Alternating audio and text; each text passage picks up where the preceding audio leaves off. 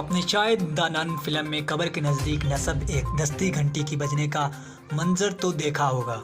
یہ منظر محض ایک تمثیل کاری نہیں بلکہ اس کے پیچھے ایک روح فرسا اور دردناک تاریخ ہے۔ صدیوں تک پرمنٹل بیریلز یعنی حادثاتی طور پر کسی انسان کے زندہ دفن ہو جانے کی ان گنت واقعات ہو رہے ہیں، جن میں سے اکثر کی طبی وجوہات تھیں۔ ایسے اکثریت واقعات ازمن وسطی سے 19ویں صدی کے یورپ سے منسوب ہیں۔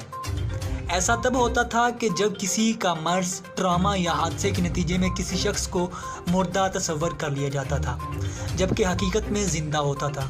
البتہ اس پر سکتہ طاری ہوتا تھا، یا پھر اس کے اثرات کی وجہ سے بے ہوشی کے ساتھ ساتھ کچھ وقت کے لیے اس کے دل کی دھڑکن اور سانس رفتار اس قدر مدھم ہو جاتی ہے کہ اسے مردہ تصور کر لیا جاتا تھا۔ اس زمانے میں ہسپتال اور ڈاکٹرز دونوں ہی آج کی نسبت بہت کامیاب ہوا کرتے تھے، لہٰذا ہر کسی کی موت کی تصدیق کسی ڈاکٹر سے کروا پانا بہت ہی آسان نہیں تھا بلکہ بہت ہی مشکل تھا۔ دیگر امراض جیسے کالرا، ڈی ہائیڈریشن وغیرہ کے علاوہ یورپ میں بہت سی زندہ تدفین کے واقعات کی ذمہ دار ہیں۔ اس بیماری کا شکار انسان کئی دن کے لیے سویا رہتا تھا اور بعض دفعہ اسے مردہ تصور کر لیا جاتا تھا۔ زندہ تدفین کے واقعات کا انکشاف تب ہوا کہ جب بعض دفعہ ایسا ہوا کہ کسی تازہ دفن کیے شخص کی قبر سے کسی قریب موجودہ شخص کو کچھ کھٹ پٹ کی آوازیں سنائی دیں، اور اس نے خوف کے مارے دیگر لوگوں کو اس سے آگاہ کر دیا، اور جب اس قبر کے کھود کر تابوت کھولا گیا تو اس تابوت کی دیواروں پر ناخنوں کے نشان، خون تڑپنے کے آثار اور لاش کی بدترین حالت سے انہیں اندازہ ہوتا تھا کہ یہ بدقسمت شخص زندہ ہی درگور ہو گیا تھا۔ اور پھر ہوش میں آنے کے بعد تابوت کو کھولنے، توڑنے یا کسی کی توجہ اپنی طرف مبذول کرنے کے لیے اندھادھند ضربیں لگاتا رہا، یہاں تک کہ تابوت میں آکسیجن ختم ہو جانے پر دم گھٹنے سے اس کی موت ہو گئی۔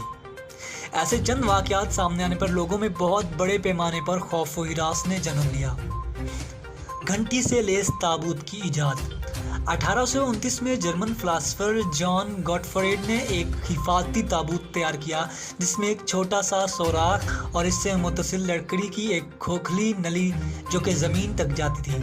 اس سوراخ سے ایک باریک رسی گزاری جاتی تھی جو کہ مردے کے ہاتھ سے بندھی ہوتی تھی، اور قبر کے ساتھ قریب ایک دستی گھنٹی نصب ہوتی تھی جس کے ساتھ رسی کا دوسرا سرا باندھا جاتا تھا۔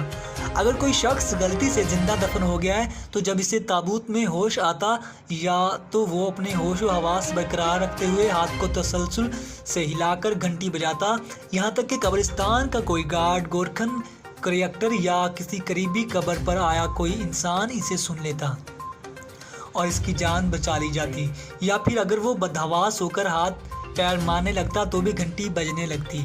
لیکن خوش قسمت انسان وہی ہو سکتا تھا جس کی گھنٹی کوئی سن لے۔